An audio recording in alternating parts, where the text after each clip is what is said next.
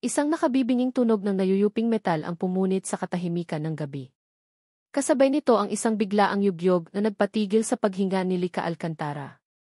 Nanatili siyang nakakapit ng mahigpit sa manibela ng kanyang bagong-bagong European luxury car. Ang kanyang mga mata ay nanlalaki habang dahan-dahang napoproseso ng utak niya ang nangyari. Ang malakas na buhos ng ulan sa labas ay tila humina, napalitan ng ugong sa loob ng kanyang tainga. Hindi takot ang unang gumapang sa kanyang dibdib, kundi isang nag-aalab na galit. Isang dalisay at nagbabagang galit. Ang kotse ko. Iyon ang unang pumasok sa isip niya.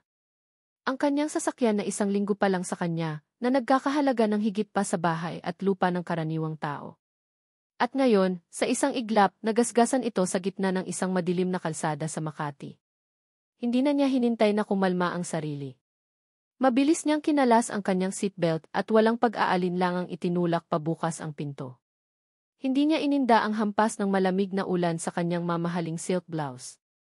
Ang tanging nakikita niya ay ang mahabang gasgas sa gilid ng kanyang perpektong itim na sasakyan, isang pangit na peklat sa isang obra maestra. Sa likuran niya, bumukas ang pinto ng isang luma at kakarag-karag na taxi. Lumabas mula roon ang isang lalaki, payat ngunit mukhang matibay ang pangangatawan. Agad itong nabasa ng ulan, at ang suot nitong puting t-shirt ay naging manipis at bakat na sa balat. Naku, ma'am. Pasensya na po, sabi ng lalaki, tumatakbo palapit sa kanya, halata ang pagkasindak sa boses. Hindi ko po sinasadya. Madulas po ang kalsada. Hinarap siya ni Lika, ang kanyang mga mata ay kasing lamig ng gabing iyon. Tiningnan niya ang lalaki mula ulo hanggang paa, ang luma nitong pantalon, ang pudpod nitong tsinelas, ang itsura ng isang taong isang kahig, isang tuka. At lalong umigting ang panga niya. Sorry, Anya, ang boses ay matalim at kontrolado. Alam mo ba kung magkano ang kotseng ito? Ang isang sorry mo ba ay kayang ipaayos ang pinsalang ginawa mo? Napayuko ang lalaki, hindi makatingin ng diretso sa kanya. Ma'am, pasensya na po talaga. Wala po akong pambayad sa ganyan kalaking halaga. Taxi driver lang po ako. Isang mapaklang tawa ang kumawala sa mga labi ni Lika. At sa tingin mo, problema ko yun? You hit this car. You are responsible. Kung wala kang pera, paano mo babayaran ito? Tumingala ang lalaki at sa unang pagkakataon, nakita ni Lika ang mga mata nito. Mayroong pagod at desperasyon doon, ngunit mayroon ding kakaibang dignidad na hindi niya inaasahan. Gagawin ko po ang lahat, ma'am. Kahit ano po, para lang mabayaran ko kayo. Pakiusap po, wag niyo po akong ipakulong. Ang salitang ti kahit ano ay tumatak sa isip ni Lika. Tiningnan niyang muli ang lalaki, sinusuri. Hindi ito mukhang masamang tao. Mukha lang itong mahirap. At sa isip ni Lika, pareho lang iyon. Isang problema. Isang abala. Isang ideya ang biglang pumasok sa kanyang isip. Isang ideya na tila perpekto para sa sitwasyon. Isang paraan para turuan ng leksyon ang lalaking ito at para na rin maibsan ang sarili niyang inis. Sumakay ka sa kotse ko, utos niya, ang boses ay hindi na nagtatanong. Nag-alinlangan ang lalaki. Ko. Ang sabi ko, sumakay ka, pag-ulit niya, mas matigas ang tono. O gusto mong hintayin natin dito ang mga pulis? Dahil sa takot, mabilis na sumunod ang lalaki. Naglakad ito papunta sa passenger side, maingat na pinagpagan ang sarili bago pumasok sa loob, na para bang takot na madumihan ang mamahaling leather ng upuan.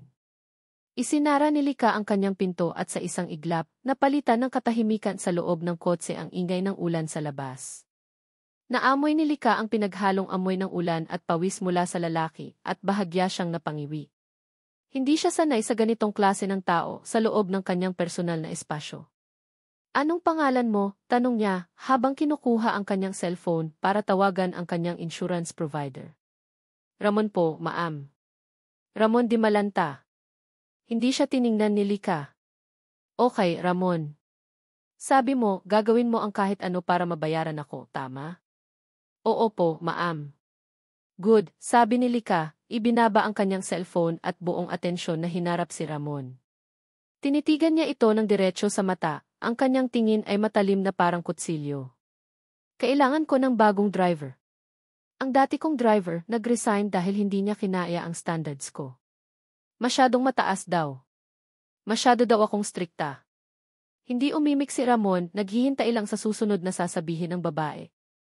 Ang halaga ng pagpapaayos ng kotseng ito ay aabutin ng halos kalahating milyon, pagpapatuloy ni Lika, at nakita niya ang lalong pagputla sa mukha ni Ramon. Dahil mukhang wala kang kahit 1,000 dyan sa bulsa mo, bibigyan kita ng isang alok. Isang kasunduan na hindi mo pwedeng tanggihan. Huminga siya ng malalim na para bang nagagalak sa kapangyarihang hawak niya sa sandaling iyon. Magtatrabaho ka para sa akin bilang personal driver ko. 6 na buwan. Walang sahod. Ang serbisyo mo ang magiging kabayaran mo sa utang mo sa akin. After 6 months, kapag nasiyahan ako sa trabaho mo, ituturing kong bayad ka na. Kapag hindi, dodoblehin ko ang serbisyo mo. 1 year. Maliwanag. Napatanga si Ramon. Ang kanyang mga labi ay bahagyang nakaawang, hindi makapaniwala sa narinig. 6 na buwan na walang sahod. Para lang sa isang gasgas. Pero paano po ang pamilya ko? Paano po ako kakain? Halos pabulong niyang tanong. Gaya ng sinabi ko kanina, malamig na tugon ni Lika, hindi ko problema yon. May kasalanan ka, kailangan mong pagbayaran. Iyan ang alok ko. Take it or leave it, pero kapag tinanggihan mo, tatawag ako ng pulis ngayon din, at sisiguraduhin kong mabubulok ka sa kulungan dahil sa reckless imprudence resulting in damage to property. Ano, Ramon? Anong desisyon mo? Yumuko si Ramon, ang kanyang mga balikat ay tila binagsakan ng langit. Narinig ni Lika ang marahan niyang pagbuntong hininga. Isang buntong hininga ng isang taong walang pagpipilian. Isang tunog ng pagsuko. Sige po, ma'am, sagot nito, ang boses ay basag. Papayag po ako. Isang maliit na ngiti ng tagumpay ang sumilay sa labi ni Lika. Good. Bukas, 6:00 ng umaga, dapat nasa mansyon ka na. Ay te-text ko sa'yo ang address. Huwag kang malalate. Kinabukasan, gaya ng inaasahan, dumating si Ramon sa mansyon ng mga Alcantara 5 minuto bago mag-6:00. Nakatayo siya sa labas ng malaking gate, suot ang pinakamatinong damit na marahil ay mayroon siya, tila nalulula sa laki at karangyaan ng bahay. Pagpasok niya sa garahe, sinalubong siya ni Lika na nakasuot na ng kanyang pang-opisina na damit, isang matalim na business suit. Walang ngiti. Walang good morning. Sa halip, iniabot niya kay Ramon ang isang makapal na papel na nakabin. Ano po ito, ma'am? Tanong ni Ramon. Listahan, sagot ni Lika. Listahan ng rules and regulations for a lowly driver. Basahin mo. Kabisaduhin mo. Sundin mo. Ang paglabag sa kahit isa sa mga yan ay may katapat na parusa. Tiningnan ni Ramon ang unang pahina. Napakaraming nakasulat. Mga patakaran tungkol sa kalinisan ng kotse, sa tamang pananamit, sa bawal na pagkain sa loob ng sasakyan. At sa pinakaitaas, nakabold at may underline, ang unang-unang patakaran. Binasa ito ni Lika ng malakas para sa kanya, ang boses ay walang anumang emosyon. At ang pinakaimportante sa lahat. Rule number 1, bawal akong kausapin maliban kung talagang kinakailangan. Maliwanag. Tumingin si Ramon mula sa papel patungo sa mga mata ni Lika. Wala siyang nakitang kahit katiting na awa. Tanging ang malamig at matigas na ekspresyon ng isang reyna sa kanyang kaharian, at si Ramon ang bagong alipin. Marahan siyang tumango, ang bigat ng susunod na 6 na buwan ay nagsisimula ng dumagan sa kanya. Ang mansyon ng mga Alcantara ay hindi isang bahay, isa itong palasyo. Ito ang unang naisip ni Ramon habang nakatayo sa malawak na garahe na mas malaki pa sa buong apartment na tinitirhan niya. Ang sahig ay kumikinang sa kalinisan, at ang hangin ay may amoy na hindi pamilyar sa kanya, isang pinaghalong amoy ng mamahaling leather at air freshener na tila may presyo ng isang sakong bigas. Nanliit siya sa kanyang sarili, lalo na nang matanaw niya ang hilera ng mga sasakyan sa ilalim ng mga puting ilaw. Bawat isa ay mas makintab at mas mahal kaysa sa taxi na minana pa niya sa kanyang ama. Ang kaharian ay pagmamay-ari ng isang reyna. Isang reynang walang awa na kilala niya bilang si Lika Alcantara. Di malanta. Ang matinis na tawag na iyon ay pumutol sa kanyang pag-iisip. Mula sa isang pinto na nagdudugtong sa garahe at sa loob ng mansyon, lumabas si Lika, ang kanyang mukha ay kasing tigas ng semento. Nakakrus ang kanyang mga braso sa dibdib at ang kanyang mga mata ay sinusuri ang bawat galaw niya. Bakit nakatayo ka lang dyan? Akala mo ba binabayaran kita para tumunganga, Anya, kahit alam nilang pareho na hindi naman talaga siya babayaran? Pasensya na po, ma'am, mabilis niyang sagot, yumuko ng bahagya. Hinihintay ko lang po ang utos ninyo. Ang garahe na ito, sabi ni Lika, ikinumpas ang kamay sa paligid, ay hindi nalilinisan ng maayos ng mga katulong. Puno ng alikabok ang mga sulok. Gusto ko, bago ako umalis mamayang 8:00, kumikinang ito. At ang mga kahon na iyan, turo niya sa isang tumpok ng malalaking karton sa isang tabi, ilipat mo lahat sa bodega sa likod. Mag-isa mo. Napatingin si Ramon sa mga kahon. Mukha itong mabibigat. At ang paglilinis ng buong garahe. Hindi iyon trabaho ng isang driver. Napakagatlabi siya para pigilan ang anumang tutol na namumuo sa kanyang lalamunan. Naalala niya ang kasunduan. Naalala niya ang gasgas sa kotse. Naalala niya ang kanyang sitwasyon. Wala siyang karapatang magreklamo. Masusunod po, ma'am, sagot niya, ang boses ay pinilit niyang maging matatag. Tumango si Lika, tila nasiyahan sa kanyang agarang pagsunod. Tumalikod ito at pumasok na sa loob, iniwan si Ramon sa katahimikan ng garahe. Huminga siya ng malalim at sinimulan ang trabaho. Ang sumunod na 2 oras ay isang pagsubok sa kanyang pasensya at pisikal na lakas. Kinuskos niya ang sahig hanggang sa halos masalamin na niya ang sarili rito. Pinunasan niya ang bawat sulok, ang bawat siwang. Pawis na pawis siya nang simulan niyang buhatin ang mga kahon. Tama ang hinala niya, puno ang mga ito ng mga lumang dokumento at gamit na mabibigat. Bawat buhat niya ay may kasamang ungol, at bawat hakbang patungo sa bodega ay isang paalala ng kanyang abang kalagayan. Ito ang parusa niya. Ang impyernong nilikha para sa kanya ng reyna. Nasa kalagitnaan siya ng pagbubuhat ng huling kahon nang may isang babaeng lumapit sa kanya. Nakangiti ito, isang ngiting kaiba sa mga ngiwing natatanggap niya mula kay Lika. Hi! Ikaw siguro yung bagong driver, no? Tanong ng babae. Maganda ito at sopistikada tingnan, nakasuot ng isang eleganteng corporate dress. Itinabi muna ni Ramon ang kahon at pinunasan ang pawis sa kanyang noo gamit ang likod ng kanyang palad. Opo, ma'am. Ako po. I'm Stella Corpus, Vice President ng Alcantara Realty. Pagpapakilala nito, inilahad ang kamay. Nice to meet you. Nag-alinlangan si Ramon bago abutin ang kamay nito, nahihiya sa dumi at pawis ng sarili niyang kamay. Ramon po. Pasensya na po sa kamay ko. Umiti lang si Stella. Okay lang. Grabe, pinagbubuhat ka pala ni Lika ng mga yan? Hindi ba't driver ka lang? May himig ng pakikisimpatya sa boses nito. Utos po ni Ma'am, magalang niyang sagot. Ganyan talaga yan si Lika. Strikta, sabi ni Stella, tumatawa ng bahagya. Pero mabait naman yan pag nakilala mo ng husto. You said the way, saan ka nakatira? May pamilya ka na ba? Ang mga tanong ay tila simple, ngunit may kakaiba sa paraan ng pagtatanong ni Stella. Tila ito ng usisa, ang mga mata nito ay sinusuri siya. Sa may pasay lang po, ma'am. At biyudo na po ako. Isang kasinungalingan na matagal na niyang sinasabi para mapadali ang mga usapan. Oh, I'm sorry to hear that, sabi ni Stella, bagamat ang kanyang mga mata ay hindi nagpakita ng awa, kundi ng mas matinding kuryosidad. Well, Sage. Welcome sa kaharian ni Lika. Good luck sa'yo. Tumalikod na si Stella at naglakad papasok sa mansyon, iniwan si Ramon na may bahagyang kaba. May kung anong hindi tama sa babaeng iyon.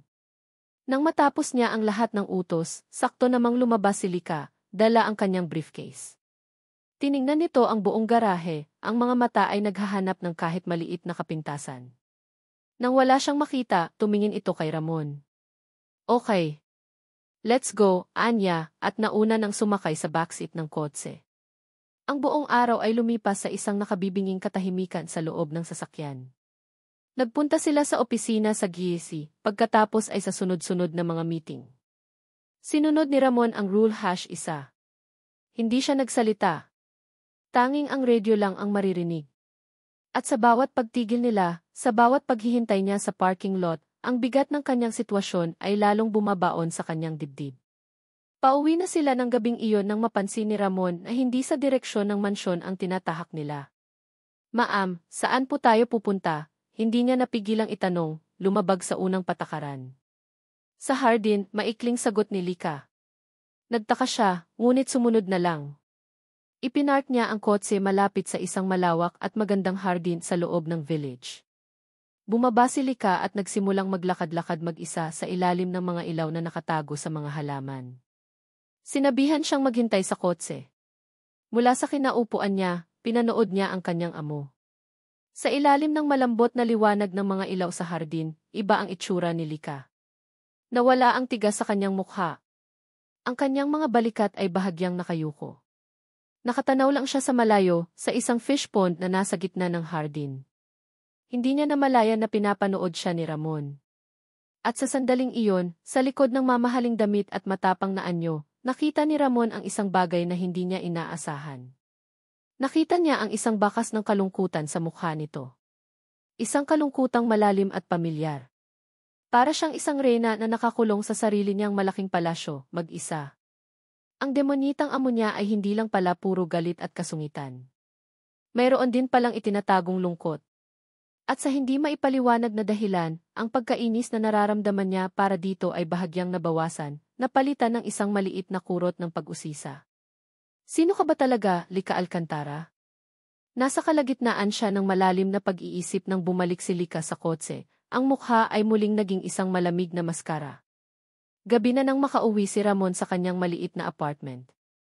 Pagod ang kanyang katawan, ngunit mas pagod ang kanyang isip.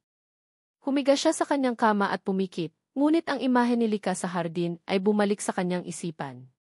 Habang naglalakbay ang kanyang diwa, biglang tumunog ang kanyang lumang cellphone na nakapatong sa ibabaw ng mesa. Isang hindi pamilyar na numero. Kinakabahang sinagot niya ito. Hello. Good evening. Is this the Ramon de Malanta? Tanong ng isang boses ng babae sa kabilang linya. Tunog professional. Ako nga po. Sino to? This is Nurse Anna from Ask Luke's public ward. Tumatawag po ako regarding your wife, Isabel de Malanta. Sa isang iglap, nawala ang lahat ng pagod sa katawan ni Ramon. Napabangon siya, ang puso niya ibiglang kumabog ng napakabilis. Ang pangalan ni Isabelle. Ang tawag mula sa ospital. Dalawang bagay na laging nagdudulot sa kanya ng pinaghalong takot at pag-asa. Anong nangyari? Nanginginig niyang tanong, ang boses ay halos hindi lumabas. May problema po ba? Okay lang ba siya? Kalma lang po, sir, mahinahong sagot ng nurse sa kabilang linya. Ang kalmadong boses nito ay bahagyang nagpakalma sa nagwawala niyang dibdib. Walang pagbabago sa kondisyon niya. Stable pa rin po siya. Nakabitiw si Ramon ng isang hininga ng ginhawa, ngunit agad din itong napalitan ng kaba nang magpatuloy ang nurse. Sir, kailangan po nating pag-usapan ang bayarin sa ospital para kay Ma'am Isabel. Lumalaki na po ang bill, yung huling partial payment niyo po, halos paubos na para sa mga gamot at maintenance niya. Parang binuhusan ng malamig na tubig si Ramon. Nawala ang takot na baka may masamang nangyari kay Isabel, at napalitan ito ng isang pamilyar at masakit na bigat sa kanyang dibdib. Pera. Laging pera ang problema. Napahawak siya ng mahigpit sa luma niyang cellphone. Iginilid niya ang kanyang mga mata sa maliit niyang kwarto, ang mga dingding na bakbak na ang pintura, ang iisang bumbilya na nagbibigay ng madilim na liwanag, ang lumang papag na kanyang hinihigaan. Paano? Paano siya kikita ng pera kung sa susunod na 6 na buwan ay wala siyang matatanggap na kahit isang kusing? Ang kasunduan nila ni Lika. 6 na buwan ng libreng serbisyo. Tila isang biro. Isang malupit na biro ng tadhana. Sir, andyan pa po ba kayo? Tanong ng nurse. Oo po, andito pa po, halos pabulong na sagot ni Ramon. Pinilit niyang lunukin ang bara sa kanyang lalamunan. Gagawan ko po ng paraan, nurse. Bigyan niyo lang po ako ng ilang araw. Pakiusap alagaan niyo po siyang mabuti. Makakaasa po kayo, sir. Pero sana po, maasikaso niyo ito sa lalong madaling panahon. Opo. Salamat po. Ibinaba niya ang tawag. Ang katahimikan sa kanyang kwarto ay naging mas mabigat. Humiga siyang muli, ngunit ang pagod na kanina ay gumugupo sa kanya ay tuluyan ng naglaho. Pinalitan ito ng desperasyon. Tumingin siya sa kisame, ngunit hindi ang maruming pintura ang nakikita niya. Ang nakikita niya ay ang malamig at matalim na mga mata ni Lika Alcantara. Ang reyna ng yelo. Ang demonita niyang amo. Ang babaeng nagpapahirap sa kanya sa bawat araw na lumilipas. At sa gitna ng kanyang pag-iisip, isang mapait na katotohanan ang tumampal sa kanya. Ang babaeng dahilan ng kanyang kasalukuyang paghihirap siya rin ang tanging solusyon na nakikita niya. Ang trabaho sa ilalim niya, kahit walang sahod, ang siyang nagbibigay sa kanya ng access sa isang mundong hindi niya kailanman mararating. Marahil may paraan. Kailangan niyang tiisin. Kailangan niyang magpakumbaba. Kailangan niyang lunukin ang lahat ng pride na natitira sa kanya. Para kay Isabel. Gagawin niya ang lahat para sa kanya. Kahit na ang kapalit nito ay ang pagsisilbi sa isang demonita. Isang nakakapagod na araw iyon para kay Lika. Ang business meeting sa Tagaytay ay tumagal ng higit sa inaasahan, isang walang katapusang debate tungkol sa mga numero at projections.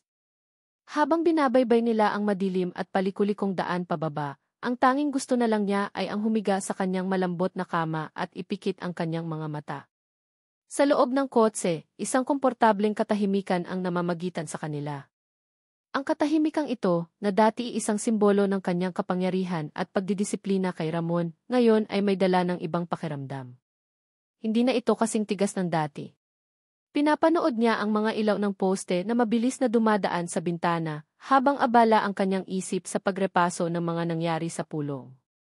Sa kanyang kandungan, nakapatong ang kanyang tablet, ngunit hindi niya ito magawang buksan. Masyadong pagod na ang kanyang utak. Si Ramon, gaya ng dati, ay tahimik lang na nagmamaneho. Isang anino sa kanyang peripheral vision. Isang presensyang unti-unti na niyang nasasanay. May mga pagkakataon sa nagdaang linggo na muntik na niya itong kausapin tungkol sa mga simpleng bagay, ang traffic, ang panahon, ngunit laging pumipigil sa kanya ang sarili niyang patakaran. Ang rule #1. Ang pader na siya mismo ang nagtayo.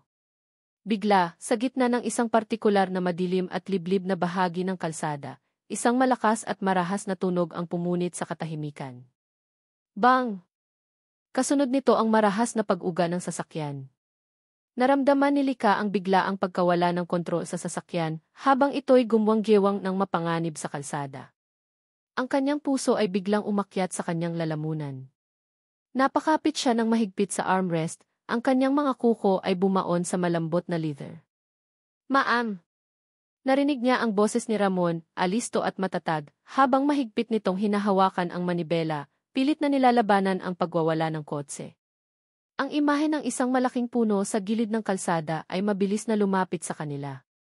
Napapikit si Lika, hinahanda ang sarili sa hindi maiiwasang pagbangga.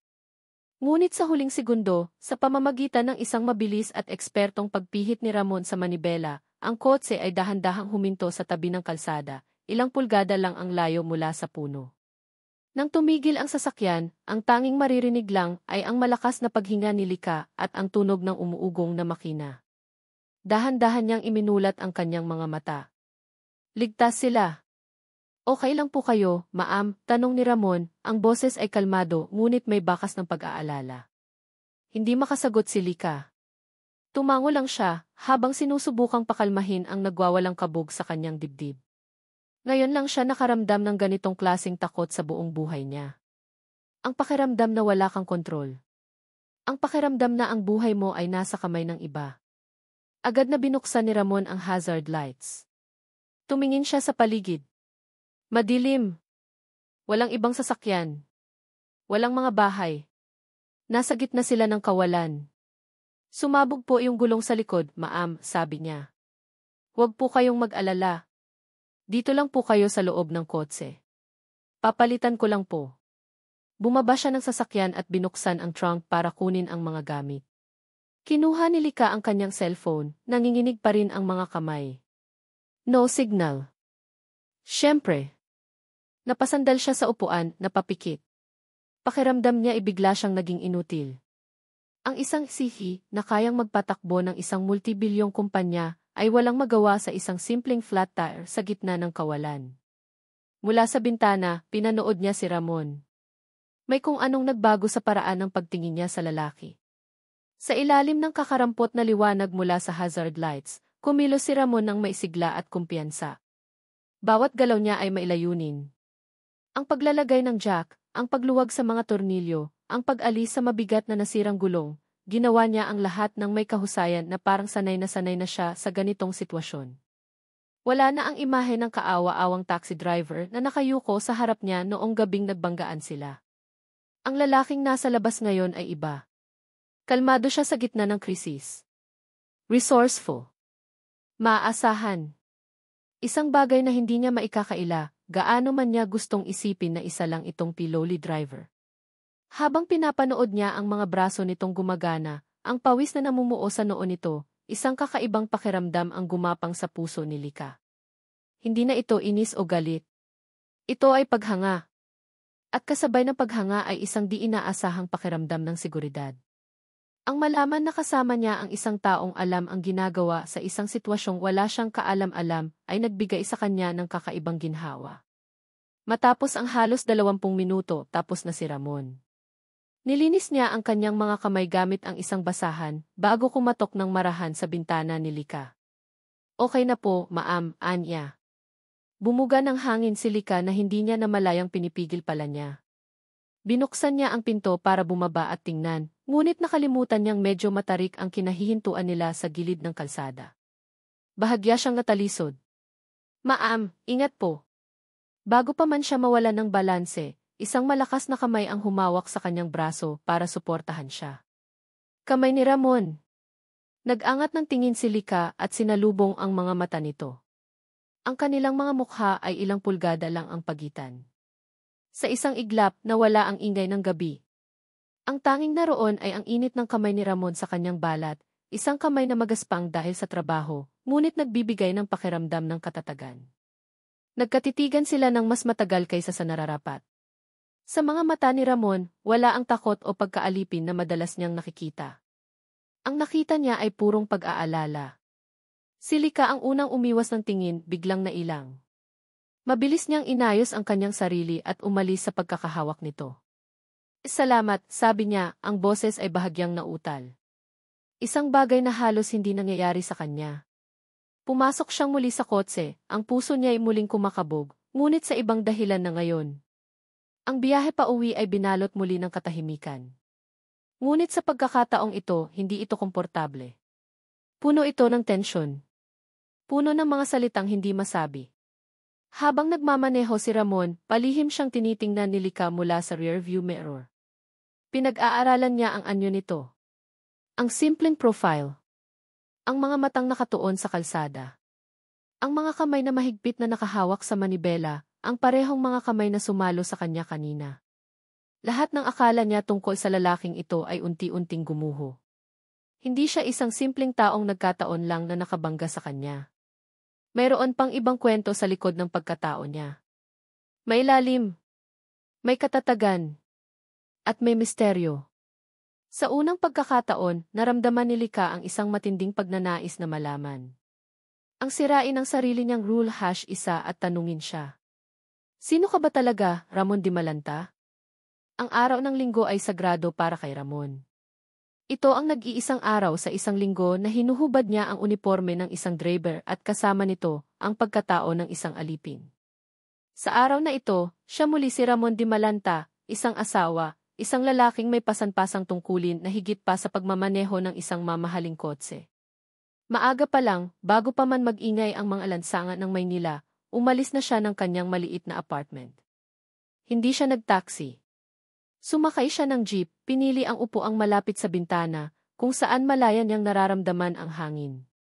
Dala niya ang isang maliit na bayong na may lamang mga hinog na mangga at mansanas, at isang munting pumpo ng puting carnation na binili niya sa isang tindera sa bangketa. Simple, pero ito ang paborito ni Isabel. Ang amoy ng antiseptic ang unang sumalubong sa kanya sa pinto ng pampublikong ward ng East Lucas. Isang amoy na sa loob ng 3 taon ay naging pamilyar na sa kanya, amoy ng sakit, paglilinis, at walang katapusang paghihintay. Dinaanan niya ang mga kama, bawat isa ay may sariling drama ng buhay, hanggang sa marating niya ang pinakasulok na kama, ang espasyong itinuturing niyang kanlungan.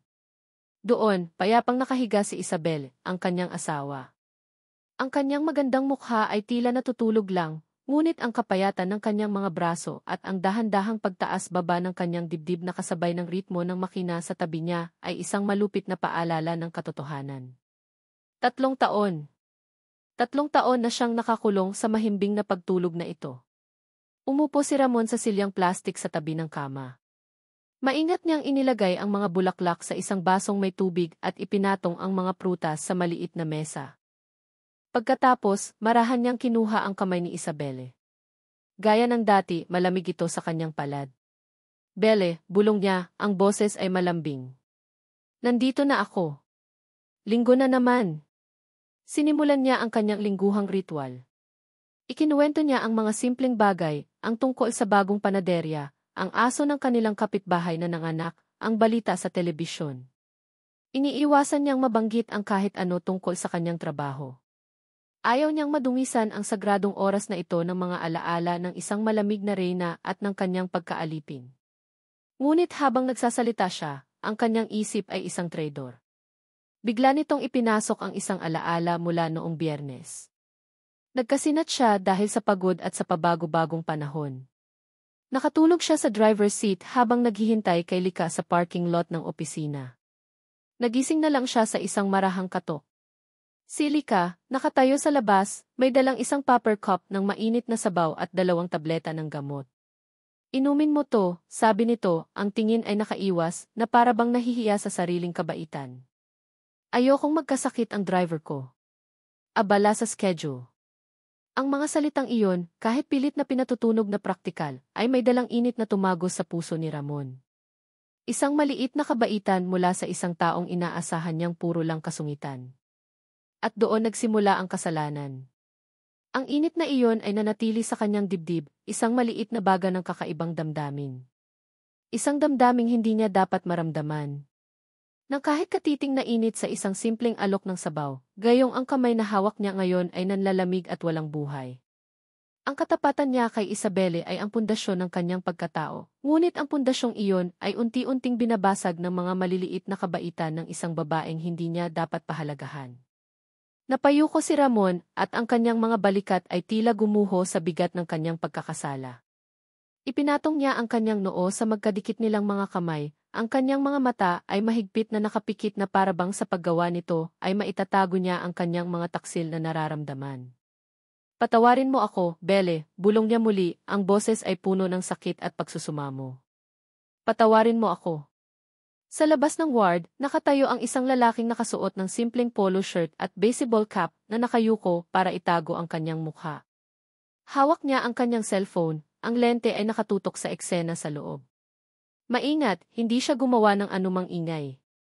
Isang click. Nakuha niya ang larawan ni Ramon na malungkot na nakayuko, ang kanyang mukha ay nakatago sa mga kamay ng babaeng nasa kama. Isang perpektong imahe ng kalungkutan at pag-ibigan. Isa pang click. Nakuha niya ang close-up ng mukha ni Isabel. Isa pang click. Nakuha niya ang kabuuan ng eksena, si Ramon, ang babae, ang mga aparato ng ospital, ang mga bulaklak sa mesa. Walang emosyon ang mukha ng lalaki. Para sa kanya, ito ay trabaho lamang. Matapos makakuha ng sapat na ebidensya, marahan siyang tumalikod. Naglakad siya palayo sa pasilyo, ang kanyang mga hakbang ay magaan at hindi napapansin. Sa loob ng ilang segundo, nawala na siya na parang multo. Sa loob ng ward, wala pa ring kamalay-malay si Ramon. Dahan-dahan niyang inangat ang kanyang ulo, huminga ng malalim, at pinilit ng umiti para sa kanyang asawa. Itinuloy ang kanyang mga kwento na para bang walang nangyaring panandali ang pagguho ng kanyang damdamin. Samantala, sa isang malayong sulok ng syudad, ang lalaking kumuha ng litrato ay nagpadala ng isang text message. Sa ilalim ng contact name na T.C., ikinabit niya ang lahat ng litratong nakuha niya. Nag-type siya ng maikling mensahe. Mga litrato na ipadala na. Kumpirmado ang lokasyon, Nathulux Public Ward. Tapos na ang trabaho. Message sent. Nagbago ang hangin sa pagitan nila. Iyon ang katotohanang pilit na iwinawak ni Lika sa kanyang isipan sa mga sumunod na araw. Ngunit ito ay isang katotohanang kasing linaw ng sikat ng araw na tumatama sa salaming bintana ng kanyang opisina. Mula nang mangyari ang insidente sa Tagaytay, ang pader na yelo na maingat niyang itinayo sa paligid ng kanyang sarili ay nagsimulang magkaroon ng mga lamat. Hindi na niya tinitingnan si Ramon bilang isang kasangkapan o isang parusa. Nakikita na niya ngayon ang lalaki sa likod ng uniforme, ang tahimik na presensya, ang kalmadong lakas. Ang pag-aalok niya ng sabaw noong Biyernes ay isang bagay na hindi niya inaasahang gagawin. Isang impulsive na kilos na nag-ugat hindi sa lohika ng isang kundi sa isang emosyong pilit niyang iwinawak Nasa kalagitnaan siya ng pagpirma sa isang makapal na kontrata nang kumatok si Stella sa pinto ng kanyang opisina at pumasok. May dala itong isang ngiti na tila masyadong matamis, isang ngiting laging nagbibigay ng babala kay Lika. Lika, may I have a minute? Tanong ni Stella, ang boses ay malambing ngunit may kakaibang bigat. I'm busy, Stella. What is it? Sagot ni Lika, hindi inaalis ang tingin sa dokumento. It's about your driver, sabi ni Stella. Sa isang iglap, tumigil ang paggalaw ng kamay ni Lika.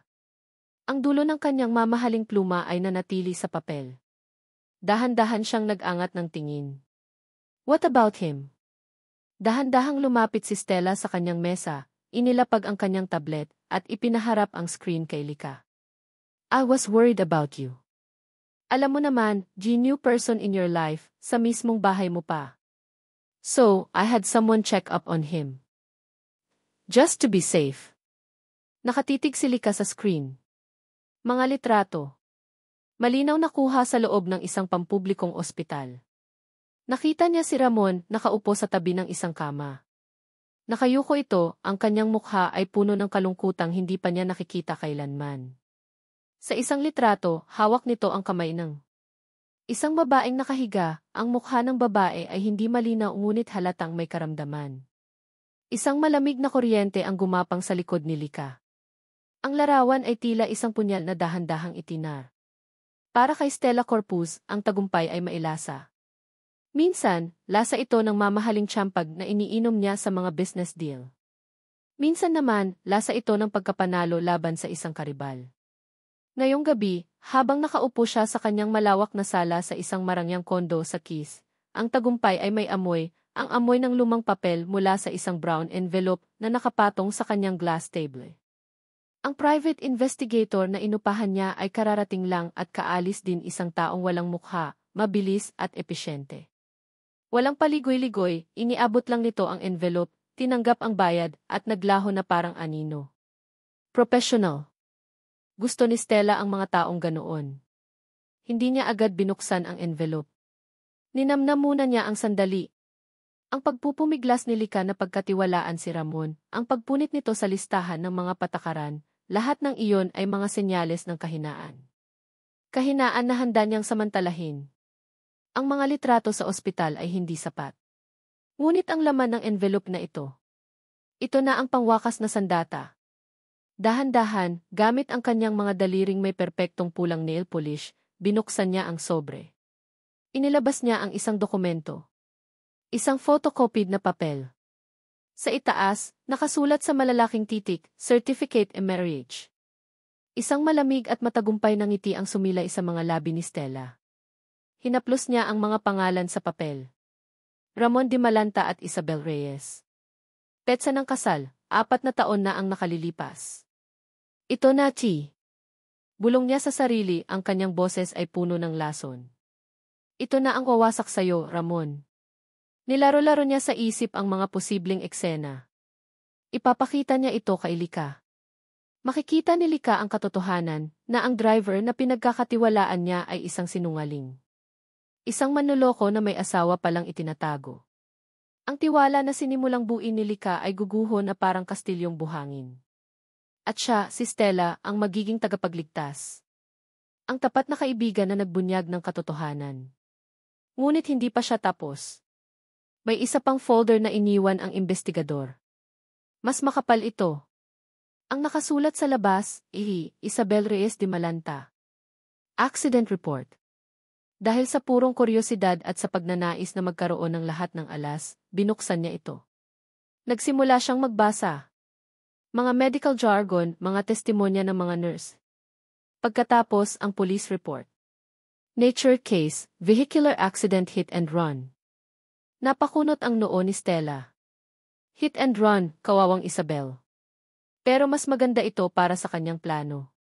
Mas kaawa-awa ang kwento, mas mukhang kontrabida si Ramon na naghahanap ng bagong mabibiktima habang ang asawa ay naghihingalo.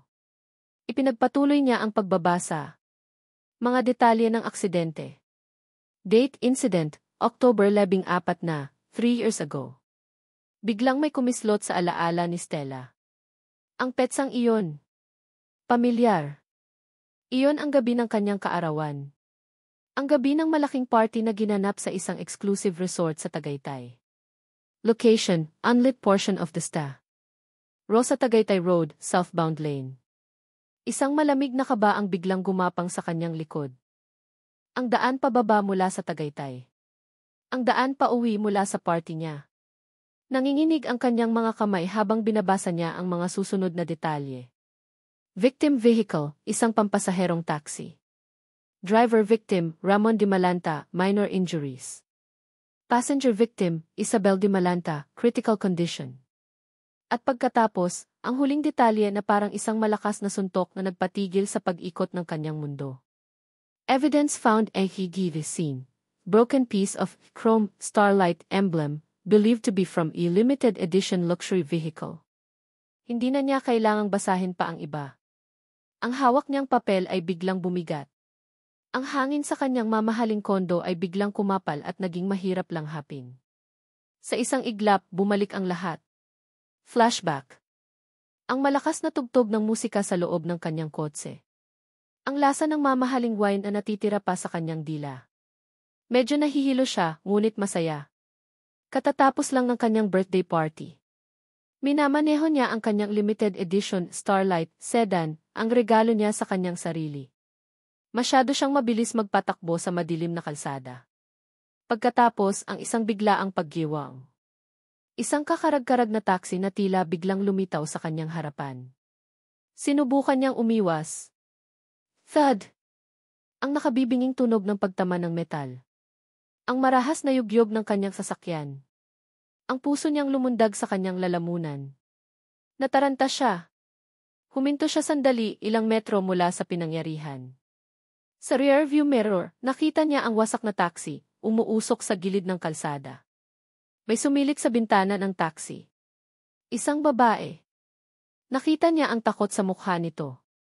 At sa isang sandali ng purong takot at pagpapanatili sa sarili, imbis na bumaba para tumulong, tinapakan niya ng madiin ang silinyador.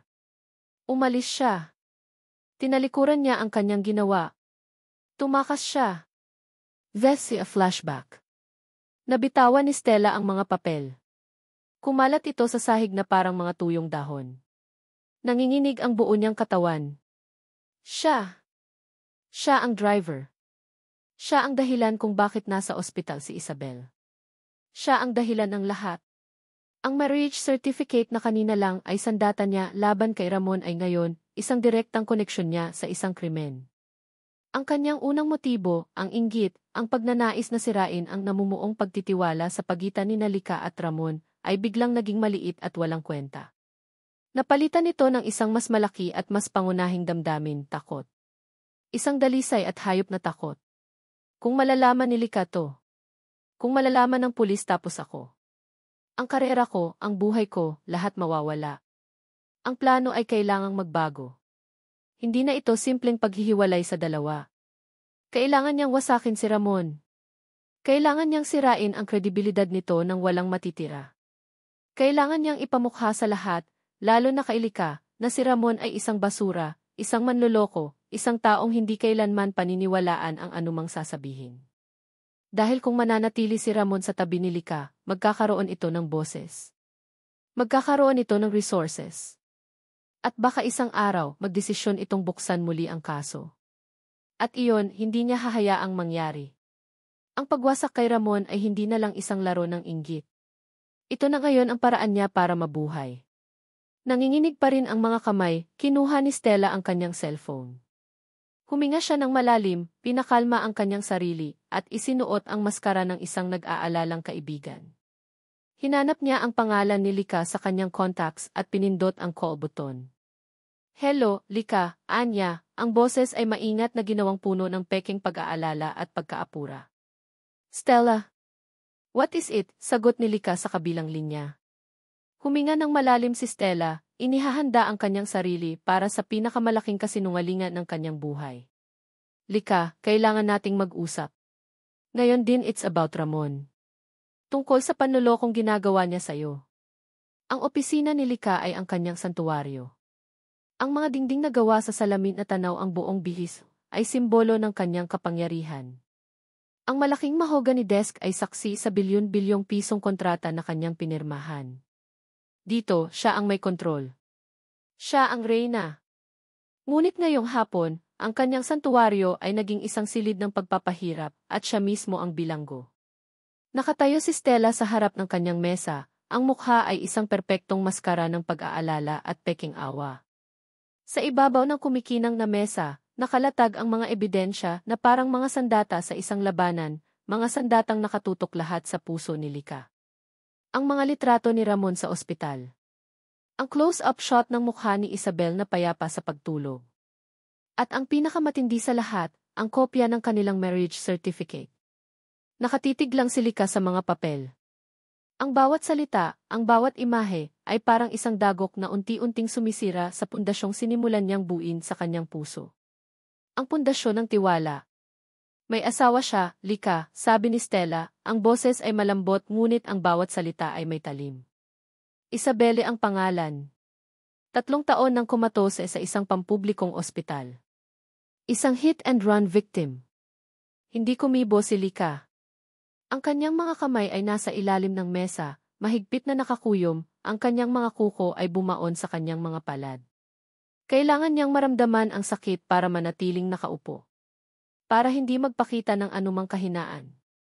Naiintindihan ko kung bakit niya ginagawa ito, pagpapatuloy ni Stella, umarte na parang isang psychologist na sinusuri ang sitwasyon. Mahal ang bayarin sa ospital. Desperado siya. At nakita ka niya. Isang mayamang sihi na madaling lokohin, lalo na kung nagpapakita ng kaunting kabaitan. Ginagamit ka lang niya, Lika. Para sa pera. Para sa seguridad. Ginagamit ka lang niya. Ang mga salitang iyon ay umalinggaw sa isip ni Lika. Bumalik ang isang masakit na alaala mula sa nakaraan, isang dating kasintahan na minahal niya ng buong puso, na sa huli nalaman niyang niloloko lang pala siya para sa pera at koneksyon ng kanyang pamilya. Ang sakit, ang kahihiyan, ang pakiramdam na ginawa kang tanga, lahat ay bumalik ng buong tindi na para bang kahapon lang nangyari. Ang kanyang pinakamatinding takot. Ang kanyang fatal flaw. Ang takot na maloko at pagtaksilan. Ngayon, nangyayari na naman ito. At mas masakit pa, dahil kay Ramon, hinayaan niyang bumaba ang kanyang mga pader. Pinayagan niyang makapasok ito sa isang maliit na siwang ng kanyang puso. Noong isang araw, sabi ni Lika, ang boses ay walang emosyon, kasing lamig ng yelo. Tinanong ko siya kung para kanino ang perang kailangan niya. Ang sabi niya, para sa isang mahal sa buhay. Hindi niya sinabing asawa. Exactly, mabilis na sabi ni Stella, sinasamantala ang pagkakataon. Kalahating katotohanan. Ang pinakamabisang uri ng kasinungalingan. Bakit hindi niya sinabi sa'yo ang totoo, Lika? Dahil alam niyang hindi mo siya tatanggapin kung alam mong may pananagutan siya sa iba. Kung alam mong ang papel mo lang ay maging isang walking ihim machine. Napapikit si Lika. Ang imahe ng sabaw na ibinigay niya kay Ramon. Ang pag-aalala niya noong nasiraan sila sa Tagaytay. Ang unti-unting paglambot ng kanyang puso. Lahat ng iyon ngayon ay parang isang malaking katangahan. Isang kahinaan na pinagsamantalahan. Pinunit ko ang listahan ng mga patakaran para sa kanya. Pinatawad ko ang utang niya. Inalok ko siya ng totoong trabaho. At ito ang kapalit. Isang sampal ng katotohanan na siya ay naging isang tanga sa pangalawang pagkakataon. Dahan-dahan niyang iminulat ang kanyang mga mata. Wala na ang bahagyang init na nagsimulang mamuo doon sa mga nakaraang linggo. Ang bumalik ay ang pamilyar na lamig. Ang lamig na nagsisilbing baluti niya laban sa sakit. I understand, sabi niya, ang boses ay patag at walang buhay. Thank you for telling me this, Stella. You're a true friend. Isang ngiti ng tagumpay ang gustong kumawala sa mga labi ni Stella, ngunit pinigilan niya ito at pinalitan ng isang malungkot na tango. I'm just looking out for you, Lika. Ayokong makita kang masaktan ulit. I won't be, matigas na sagot ni Lika, itinutuwid ang kanyang likod. Ang reyna ay muling umupo sa kanyang trono. Nang makaalis si Stella, naiwan si Lika sa katahimikan ng kanyang opisina. Tinitigan niya ang mga litrato. Ang marriage certificate. Ang katibayan ng kanyang katangahan. Dahan-dahan, kinuha niya ang mga ito at isa-isang pinunit. Pinunit niya hanggang sa maging maliliit na piraso, hanggang sa hindi na mabasa ang mga pangalan, hanggang sa hindi na makilala ang mga mukha. Itinapon niya ang mga piraso sa basurahan na para bang sinusuka niya ang isang lason. Pagkatapos, kinuha niya ang intercom sa kanyang mesa. Security, utos niya, ang boses ay matalim at walang anumang pag-aalinlangan. Pagdating ni Ramon Di Malanta mamaya para sunduin ako, huwag na siyang papasukin sa building. Sabihin niyo, hindi na siya pwedeng pumasok sa alinmang pag-aari ng Alcantara Realty. Pero, ma'am. He's fired, pagputol ni Lika. That's an order. Ibinaba niya ang intercom. Tumingin siya sa labas ng bintana, sa mga nagtataasang gusali na sumisimbolo sa kanyang tagumpay. Ngunit sa sandaling iyon, pakiramdam niya ay siya ang pinakamaliit at pinakaaba sa lahat. Samantala, sa parking lot sa ibaba, masayang nililinis ni Ramon ang loob ng kotse ni Lika. May dala siyang magandang balita. Nakahanap siya ng isang maliit na racket tuwing gabi, pagde-deliver ng mga pagkain gamit ang isang hiniram na motorsiklo.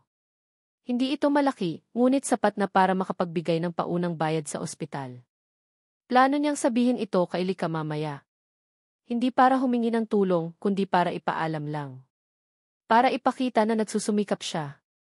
Hindi niya alam na habang nagpupunas siya ng alikabok sa dashboard, sa itaas, sa pinakatuktok ng gusali, ang tiwalang sinimulan niyang alagaan ay dinurog na at itinapon sa basurahan. Ang ngiti sa mga labi ni Ramon ay hindi nabura hanggang sa marating niya ang entrance ng lobby ng Alcantara Realty. Pakiramdam niya ay gumaan ang kanyang mga balikat. Ang maliit na raket na nakuha niya ay parang isang sinag ng pag-asa sa gitna ng madilim na lagusan.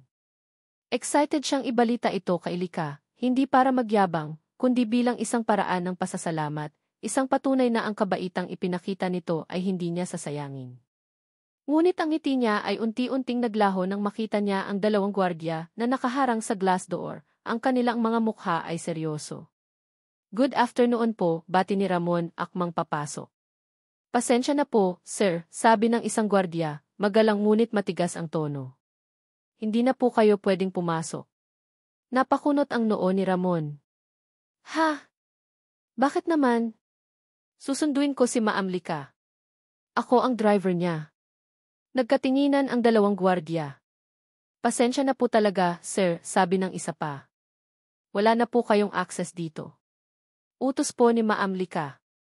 Ang mga salita ay parang isang malakas na sampal. Utos ni Ma'am Lika. Wala na po kayong access. Hindi niya maintindihan. Anong nangyari? Kaninang umaga lang, maayos pa ang lahat. Nag-usap pa sila ng sandali bago ito bumaba ng kotse, at may bahagyang ngiti pa nga sa mga labi nito. Teka, baka nagkakamali lang kayo, sabi ni Ramon, ang pagkalito sa kanyang boses ay napalitan na ng kaba. Kailangan kong makausap si Ma'am Lika. May emergency ba? Wala po kaming alam, sir. Ang utos lang po sa amin ay huwag kayong papasukin. Sinubukan niyang tawagan ang cellphone ni Lika. Ring lang ito ng ring. Walang sumasagot. Tinawagan niya ang intercom sa lobby na direkta sa opisina nito. Walang sumasagot. Para siyang isang hangin na bigla na lang hindi nakikita, hindi naririnig. Ang pag-asa na dala niya kanina ay unti-unting napalitan ng isang lumalamig na takot. Ano ang kasalanan niya? Inisip niyang mabuti ang buong araw. Walang mali sa kanyang ginawa. Sinunod niya ang lahat ng utos. Pero bakit? Halos isang oras siyang naghintay sa labas, na parang isang pulubing nagmamakaawa. Ang mga empleyadong lumalabas ay tinitingnan siya ng may awa at pagtataka. Ang kahihiyan ay nagsimulang gumapang sa kanyang pagkatao. Sa wakas, nakita niyang papalabas si Stella na nagulat kunwari nang makita siya. Ramon? Anong ginagawa mo pa dyan? Ma'am Stella, tulungan niyo po ako, pagmamakaawa ni Ramon. Ayaw po akong papasukin. Hindi ko po matawagan si Ma'am Lika. Hindi ko po alam kung anong nangyari. Isang malungkot na buntong hininga ang pinakawalan ni Stella. Ramon, I think you should just go home. Galit na galit si Lika. Nalaman na niya. Nalaman ng alin, ma'am, tanong niya, lalong naguluhan. Ang tungkol sa asawa mo, sabi ni Stella, ang bawat salita ay maihalong peking awa. Ang tungkol kay Isabel. Parang binuhusan ng nagielong tubig si Ramon. Iyon pala. Nalaman na niya. Ngunit paano? At bakit ganito ang reaksyon niya? Ma'am Stella, magpapaliwanag po ako sa kanya. Pakiusap, papasukin niyo po ako. Wala na akong magagawa, Ramon. Desisyon niya iyan, sabi ni Stella bago siya talikuran at sumakay sa sarili nitong sasakyan. Ngunit hindi sumuko si Ramon. Naghintay siya. Nagbabaka sakali. At sa wakas, bumukas ang glass door at lumabas si Lika. Naglalakad ito ng mabilis, ang tingin ay diretsyo, na para bang wala siyang nakikita sa paligid. Lika, tawag ni Ramon, tumakbo para harangan ang kanyang daan. Ang pagtawag niya sa unang pangalan nito ay isang senyales ng kanyang desperasyon. Huminto si Lika, ngunit hindi siya tiningnan sa mata. Ang kanyang tingin ay nakatuon sa isang punto sa likod ni Ramon, malamig at walang anumang emosyon. Lika, pakinggan mo muna ako. Magpapaliwanag ako, sigaw ni Ramon, hindi alintana ang mga taong napapahinto at nanonood sa kanila sa lobby. Sa wakas, ibinaling ni Lika ang tingin sa kanya. Ang mga matang iyon, na minsan niyang nakitaan ng kislap ng kabaitan at pag-aalala, ay ngayon, kasing tigas at kasing lamig ng bato. Wala na ang anumang bakas ng init. Ang naroon na lang ay pagkasuklam. Wala ka nang dapat ipaliwanag, malamig na sagot ni Lika. Ang boses ay sapat lang na marinig nilang dalawa, ngunit ang talim nito ay kayang sumugat ng malalim. Nakuha mo na ang gusto mo.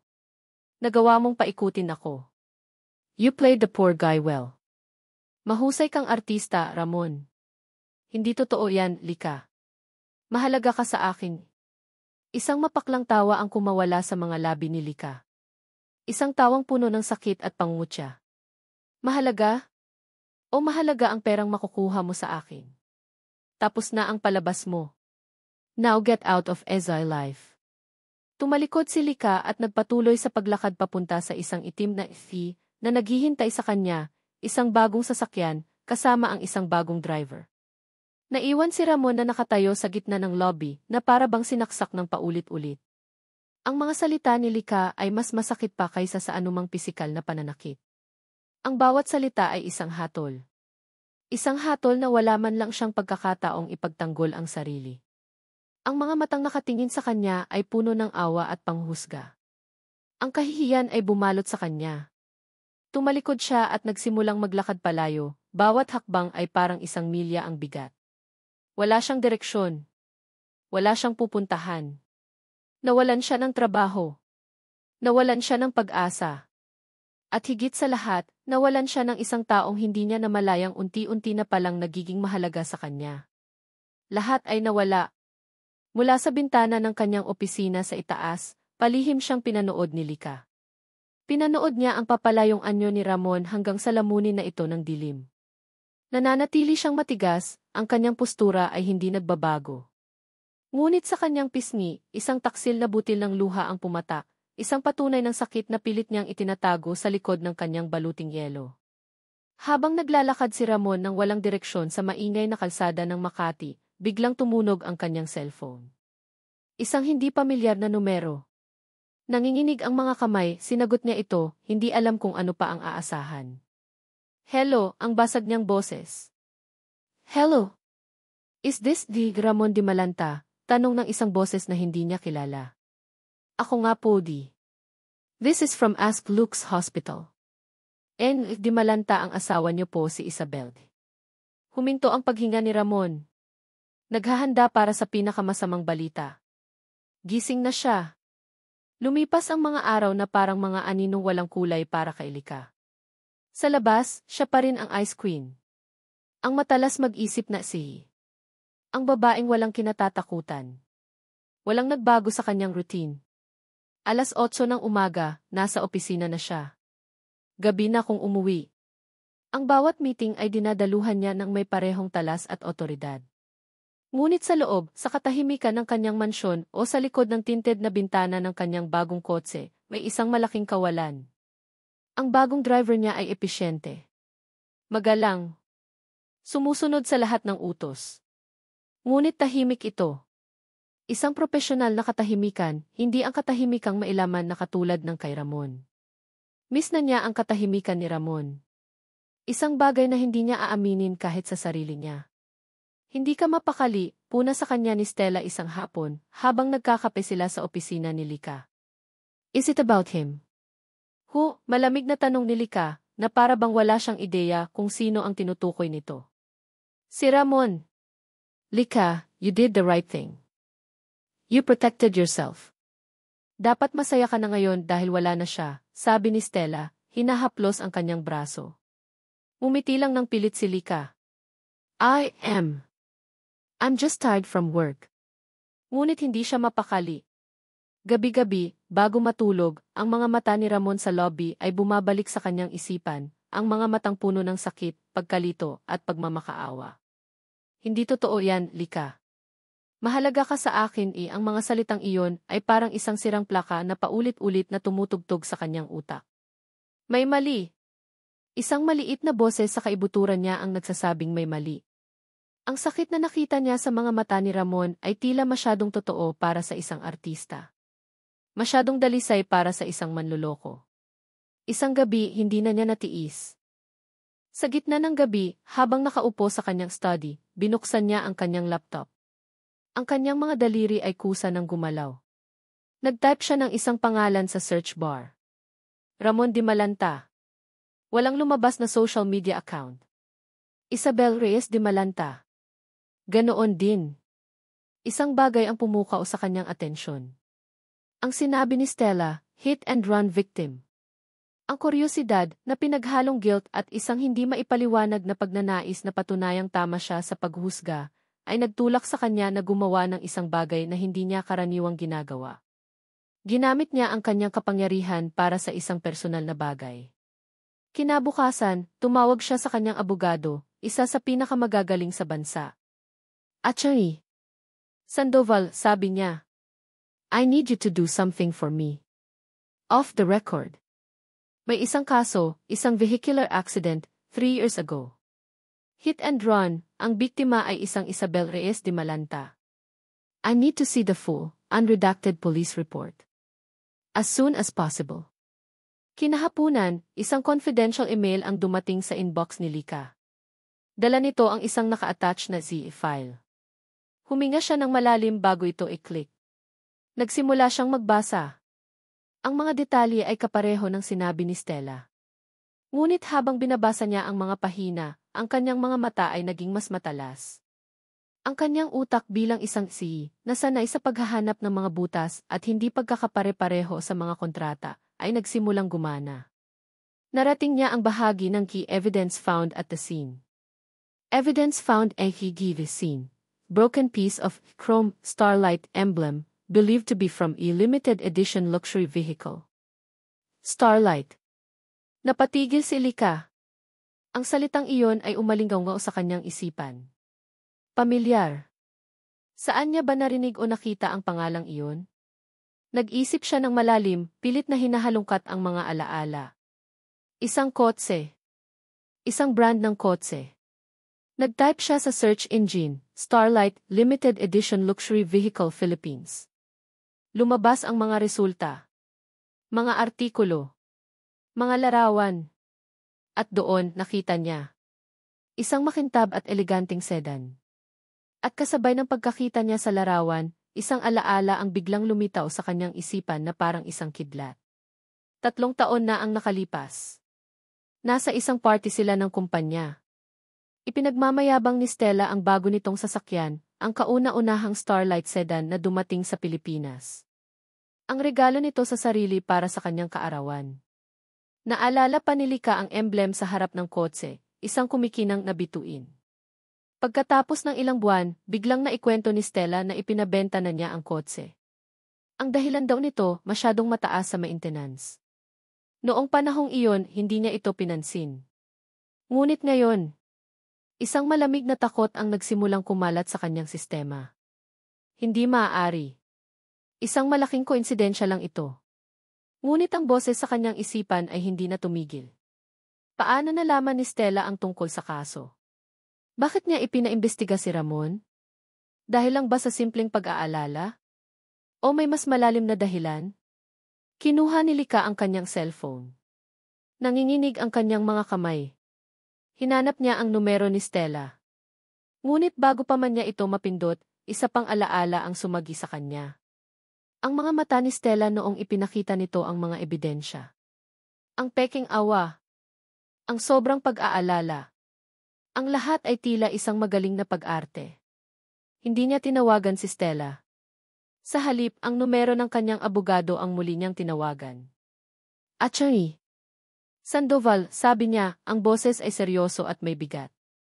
I need another favor. I need you to find out who owned a Starlight sedan 3 years ago. Plate number, kung possible. At kung naibenta, sino ang bumili at kailan. I need all the details. Now. Ibinaba niya ang telepono. Tumingin siya sa labas ng bintana. Ang katotohanan ay parang isang malaking puzzle, at unti-unti niyang nabubuo ang mga piraso. At ang larawang nabubuo ay isang bagay na nakakatakot. Isang bagay na, kung totoo, ay nangangahulugang nagkamali siya. Nagkamali siya ng malaki. At sa pagkakamaling iyon, sinaktan niya ang isang taong posibleng inosente. Ang mga salitang tigising na siya, ay parang isang malakas na kulog na yumanig sa buong pagkatao ni Ramon. Sa isang iglap, nawala ang sakit na dulot ng mga salita ni Lika, ang kahihiyan sa lobby, ang bigat ng pagkawala ng trabaho. Lahat ay napalitan ng isang emosyon na matagal na niyang hindi naramdaman ng buong puso, pag-asa. Tumakbo siya. Hindi niya alam kung paano, ngunit nakarating siya sa Lucas. Ang kanyang paghinga ay putol-putol, ang kanyang puso ay kumakarera, hindi dahil sa pagod, kundi dahil sa pinaghalong takot at pananabik.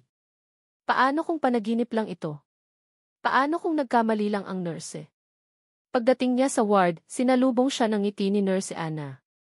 Sir Ramon, buti nakarating kayo agad. Si Isabella, halos hindi makapagsalitang tanong ni Ramon. Nasa private room po siya ngayon. Kinausap na namin ang mga doktor. Nag-umpisa siyang gumalaw kaninang hapon. At pagkatapos, dahan-dahan niyang iminulat ang kanyang mga mata, sabi ng nurse, ang tuwa ay baka sa kanyang mukha. Dinala siya sa isang maliit na kwarto. At doon, nakita niya si Isabel. Hindi na ito nakahiga ng walang buhay. Bahagya itong nakaupo, nakasandal sa mga unan.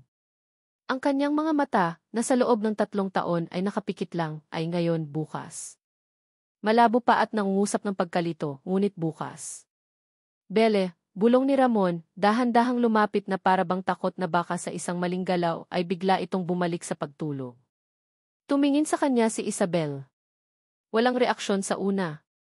Pagkatapos, dahan-dahan, isang kislap ng pagkilala ang sumilay sa kanyang mga mata. Mon! Ang boses nito ay mahina, magaspang, at halos hindi marinig. Ngunit para kay Ramon, ito ang pinakamagandang musika sa buong mundo. Hindi niya napigilan ang mga luhang bumagsak mula sa kanyang mga mata. Napaluhod siya sa tabi ng kama at hinawakan ang kamay nito, ang kamay na sa unang pagkakataon sa loob ng 3 taon ay may kaunting init at bahagyang gumanti ng pisil. Ang mga sumunod na araw ay isang whirlwind ng mga emosyon at mga pagsusuri. Mabagal ang paggaling ni Isabelle. Ang kanyang mga alaala ay pira-piraso, parang isang basag na salamin. May mga bagay siyang natatandaan, may mga bagay na blanko. Ngunit sa bawat araw na lumilipas, unti-unting bumabalik ang kanyang lakas at ang kanyang isipan. Isang hapon, habang pinapakain siya ni Ramon ng lugaw, bigla itong natigilan. Mon, sabi nito, ang boses ay mas malinaw na ngayon. Yung aksidente. Natigilan din si Ramon. Ito ang paksang pilit niyang iniiwasan, sa takot na baka magdulot ito ng trauma kay Isabelle. Huwag mo na munang isipin yon, Belle. Ang mahalaga, gising ka na. Hindi, pagpipilit ni Isabel, ang kanyang mga mata ay biglang nagkaroon ng focus. May naaalala ako. Umupo ng tuwid si Ramon, nakikinig ng mabuti. Madilim. Mabilis ang takbo ng kotse sa likod natin. Tapos bumangga. Huminto siya, huminga ng malalim. Nawalan ako ng malay sandali. Pagmulat ko, masakit ang buo kong katawan. Nakita kita sa tabi ko, duguan ang noo mo, walang malay. Tapos may sumilip sa bintana ng taxi natin. May nakita ka, gulat na tanong ni Ramon. Isang babae, sabi ni Isabel. Hindi ko nakita ang mukha niya. Masyadong madilim. Pero may suot siyang bracelet. Kumikinang. Sa liwanag ng sirang headlight natin, nakita ko. Isang bracelet na may letrang S na nakasabit. Letrang S. Parang isang susi ang mga salitang iyon na nagbukas ng isang nakakandadong pinto sa isip ni Ramon. Isang mabilis na imahe ang lumitaw sa kanyang alaala, si Stella Corpus sa garahe, nakikipag-usap sa kanya, ang kamay nito ay nakapatong sa kanyang balakang. At sa kanyang pulsuhan isang kumikinang na bracelet na may nakasabit na letrang S. Ang signature bracelet nito. Hindi. Hindi maaari. Belle, sigurado ka? Tanong ni Ramon, ang puso niya ay nagsimulang kumabog ng mabilis. Sabi ni Isabel. Pagkatapos niyang sumilip, tumakbo siya pabalik sa kotse niya. At umalis sila. Iniwan tayo. Pinagtahi-tahi ni Ramon ang lahat sa kanyang isipan. Ang biglaang interes ni Stella sa kanya. Ang pag-imbestiga nito sa buhay niya. Ang paggamit nito sa katotohanan tungkol kay Isabel para sirain siya kay Lika. Hindi pala ito simpleng inggit o selos. Ito ay pagtatakip. Pagtatago sa isang malaking kasalanan. Si Stella. Si Stella ang may kasalanan. Siya ang tumakas. Siya ang dahilan ng 3 taong pagdurusa nila. Isang matinding galit ang nagsimulang umakyat sa kanyang dibdib, isang galit na matagal na niyang hindi naramdaman. Galit para sa hustisya. Habang nag-aalab ang kanyang damdamin, biglang tumunog ang kanyang cellphone. Isang numero na hindi niya inaasahan. Ang numero na sa loob ng 1 linggo ay pilit niyang tinatawagan, ngunit hindi sumasagot. Lika Alcantara. Nanginginig ang kanyang kamay nang sagutin niya ito. Hello? Mon, sabi ng boses sa kabilang linya. Boses ni Lika. Ngunit iba ang tono nito. Wala ang lamig. Wala ang galit. Ang naroon ay isang kakaibang pag-aalinlangan at pagkaapura. Mon, kailangan nating magkita. May nalaman ako. Huminto ito sandali. Tungkol kay Stella. Ang Grand Ballroom ng isang 5-star hotel sa Makati ay puno ng mga pinakamayayamang tao sa Pilipinas. Ang mga chandelier ay kumikinang na parang mga bituin. Ang hangin ay puno ng amoy ng mamahaling pabango at masasarap na pagkain. Ito ang taunang E. Alcantara Realty Appreciation Night, isang gabi ng pasasalamat para sa mga kasosyo at kliyente ng kumpanya. At sa gabing ito, si Lika Alcantara dapat ang reyna. Ngunit habang nakatayo siya sa entablado, nagbibigay ng kanyang pambungad na talumpati, ang kanyang isip ay nasa ibang lugar. Ang kanyang mga ngiti ay pilit. Ang kanyang mga salita, bagamat perpektong naihatid, ay walang puso. Ang tanging nasa isip niya ay ang pag-uusap nila ni Ramon kaninang umaga. Nagkita sila sa isang tahimik na coffee shop. Doon, ibinahagi ni Ramon ang testimonya ni Isabel, ang tungkol sa babae, sa pagtakas, at higit sa lahat, sa bracelet na may letrang S. Habang nagsasalita si Ramon, ipinakita naman ni Lika ang mga dokumentong nakuha ng kanyang abogado. Ang katibayan na ang kotseng may emblem na Starlight ay pag-aari nga ni Stella Corpus 3 taon na ang nakalilipas. At biglaan itong naibenta 1 linggo pagkatapos ng petsa ng aksidente. Ang dalawang kwento ay nagtagpo na parang 2 piraso ng puzzle. At ang nabuong larawan ay isang kasuklam-suklam na katotohanan. Mamayang gabi, sabi ni Lika kay Ramon bago sila maghiwalay. Sa party. Doon natin siya haharapin. Sa harap ng lahat. Wala siyang magiging kawala. At ngayon, narito na sila. Si Lika, nasa entablado. Si Ramon, tahimik na nakatayo sa isang madilim na sulok malapit sa service exit, suot ang isang hiniram na suit, naghihintay ng tamang pagkakataon.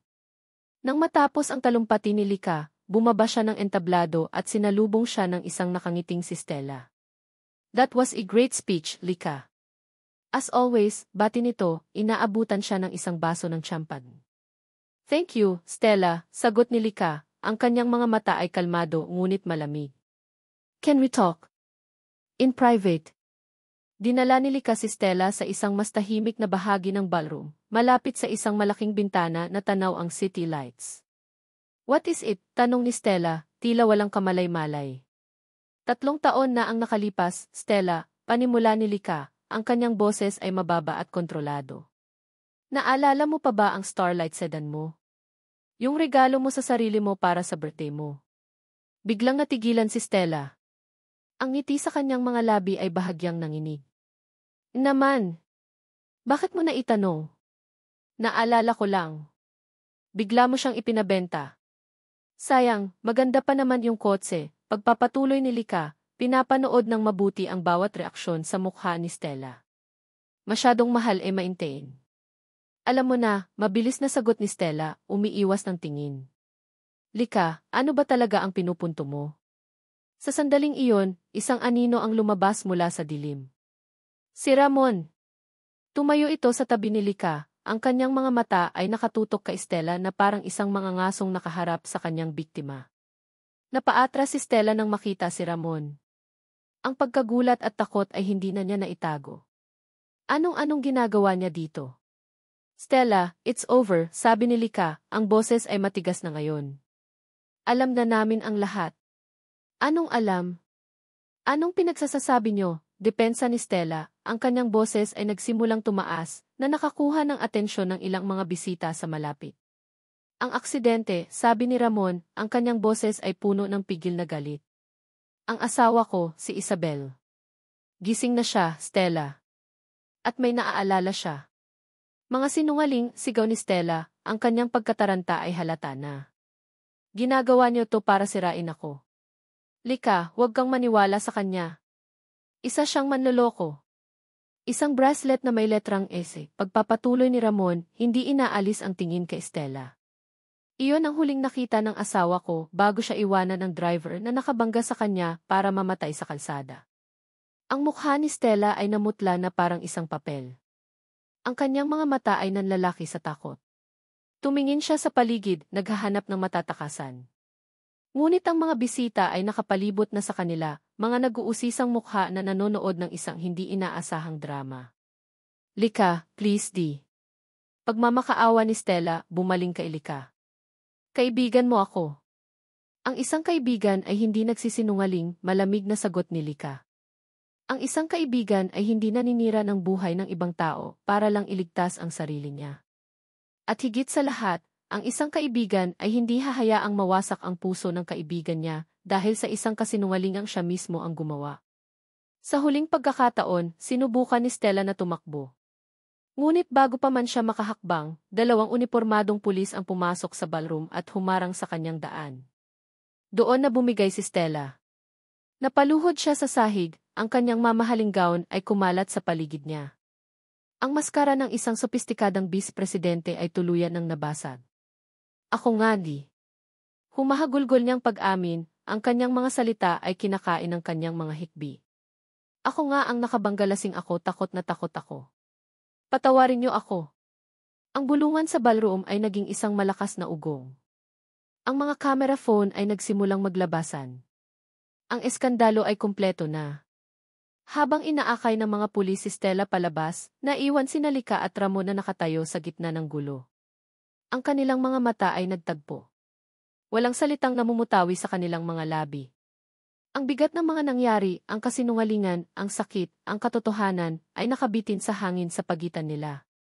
Ang katarungan ay naibigay na. Ngunit isang tanong ang nananatili, isang tanong na mas mahalaga kaysa sa anumang eskandalo. Ano na ang mangyayari sa atin? Lumipas ang ilang linggo matapos ang eskandalo sa party. Ang pangalan ni Stella Corpuz ay kumalat sa lahat ng balita, isang kwento ng babala tungkol sa kasinungalingan at pagtakas sa responsibilidad. Para sa mundo, tapos na ang drama. Ngunit para kina Lika at Ramon, ang pinakamahirap na bahagi ay ngayon palang magsisimula, ang pagharap sa katahimikan na naiwan ng katotohanan. Hindi na muling nagkita o nag-usap pa ang dalawa matapos ang gabing iyon. Bumalik si Ramon sa pag-aalaga kay Isabel, na unti-unti nang bumabalik ang lakas. Bumalik naman si Lika sa pagpapatakbo ng kanyang imperyo, sinusubukang punan ang bawat minuto ng kanyang araw ng trabaho para hindi maramdaman ang kakaibang kirot sa kanyang puso.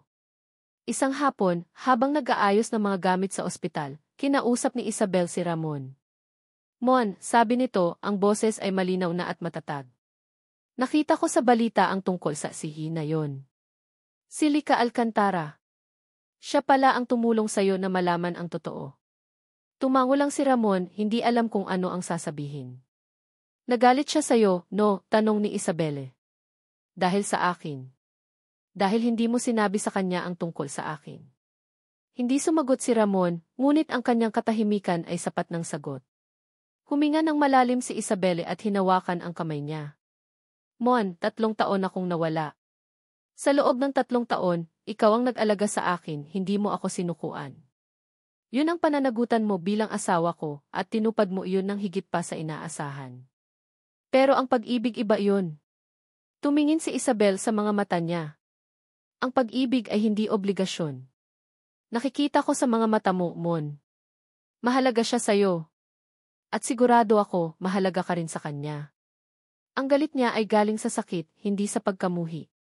Belle D. Huwag mong hayaang matapos ang kwento niyo ng dahil sa akin, pagpapatuloy ni Isabel, isang maliit na ngiti ang sumilay sa kanyang mga labi.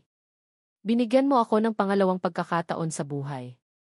Ngayon, hayaan mo naman akong ibigay sa iyo ang sayo.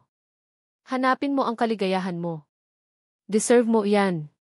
Ang mga salita ni Isabelle ay parang isang basbas. Isang pahintulot na matagal na niyang hindi alam na kailangan pala niya. Kinagabihan, nagmamaneho si Lika pauwi. Ang daan ay pareho pa rin, ngunit ang pakiramdam ay iba. Ang bawat kanto, ang bawat ilaw trapiko, ay nagpapaalala sa kanya kay Ramon. Ang kanyang bagong driver ay magaling, ngunit isa itong estranghero. Walang koneksyon. Sa isang hindi maipaliwanag na utos ng damdamin, imbis na lumiko papunta sa kanyang mansyon, sinabi niya sa driver, dumiretso ka lang. Nagpatuloy sila sa pagmamaneho hanggang sa marating nila ang isang pamilyar na lugar, ang madilim na bahagi ng kalsada kung saan sila nasiraan ng gulong. Hinto mo dito, utos niya. Bumaba siya ng kotse at niyakap ang sarili mula sa malamig na hangin. Tumingin siya sa paligid. Dito. Dito unang gumuho ang pader sa pagitan nila. Dito niya unang nakita ang tunay na Ramon.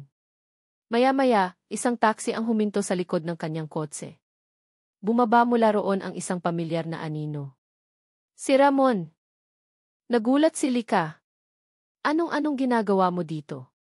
Tumawag ako sa opisina mo, sabi ni Ramon dahan-dahang lumalapit. Sinabi ng sekretary mo kung saan ka nagpapunta. Alam ko kung anong lugar to. Nakatayo sila ngayon sa isa't isa, ang distansya sa pagitan nila ay puno ng mga salitang hindi masabi. Si Lika ang unang bumasag sa katahimikan. Ramon, ako di. Huminto siya, nilunok ang kanyang pride, isang bagay na napakahirap para sa kanya. Patawarin mo ako. Tumingin si Ramon sa kanya, naghihintay. Patawarin mo ako dahil hindi ako nakinig, pagpapatuloy ni Lika, ang kanyang boses ay nagsimulang manginig. Patawarin mo ako dahil hinusgahan kita. Natakot akong masaktan ulit, at imbis na harapin yun, ikaw ang sinisi ko. I'm sorry. Isang maliit na ngiti ang gumuhit sa labi ni Ramon. Ako dapat ang humingi ng tawad, Lika. Dapat sinabi ko sa'yo ang totoo mula pa sa simula. Natakot ako na kapag nalaman mo ang sitwasyon ko, lalayuan mo ako. Naiisipin mong isa lang akong malaking problema. Pareho lang pala tayong duwag, sabi ni Lika, isang bahagyang tawa ang kumawala sa kanya, isang tawang may kasamang luha. Lumapit si Ramon. Sa pagkakataong ito, wala nang pag-aalinlangan. Dahan-dahan niyang inabot ang kamay ni Lika. Ang init ng kanyang palad ay ang parehong init na naramdaman ni Lika noong gabing iyon. Simulan natin ulit, bulong ni Lika, tinitingnan ang kanilang magkahawak na kamay. Walang kasinungalingan. Walang takot. Sa tama, sagot ni Ramon, pinisil ng marahan ang kanyang kamay. Walang halik. Isang mahigpit na yakap lang ang sumunod. Isang yakap na nagsasabi ng lahat, ng pasasalamat, ng pagpapatawad, at ng isang bagong simula. Sa ilalim ng tahimik na langit, sa parehong lugar kung saan sinubok ang kanilang mga puso, doon din nila natagpuan ang daan pabalik sa isa't isa. Ang pag-ibig na ipinanganak sa sigalot, sinubok ng kasinungalingan, at pinatibay ng katotohanan, ay mas matatag na ngayon, handang harapin ang anumang bukas na darating. At dito nagtatapos ang kwento ni Lika at Ramon. Maraming salamat sa inyong walang sawang pagsubaybay sa bawat kabanata ng kanilang paglalakbay. Mula sa magulong banggaan sa gitna ng ulan, hanggang sa pagbagsak ng tiwala, at sa muling pagbangon na puno ng pag-asa, naging karamay ko kayo sa bawat emosyon na aking isinulat. Bawat salita ay inaalay ko sa inyo, mga mahal kong tagapakinig. Habang binubuo ko ang kwento ni Lika at Ramon, isa lang ang laging nasa isip ko, ang puso ng tao.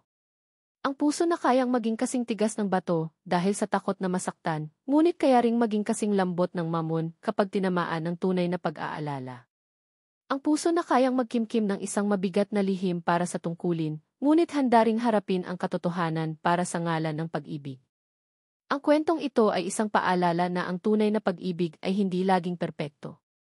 Minsan, ito ay magulo, masakit at puno ng mga pagsubok. Ngunit sa huli, ang pag-ibig na nakabatay sa pagpapatawad, pag-unawa, at pagtanggap sa kabila ng mga pagkakamali ang siyang tunay na nagtatagal.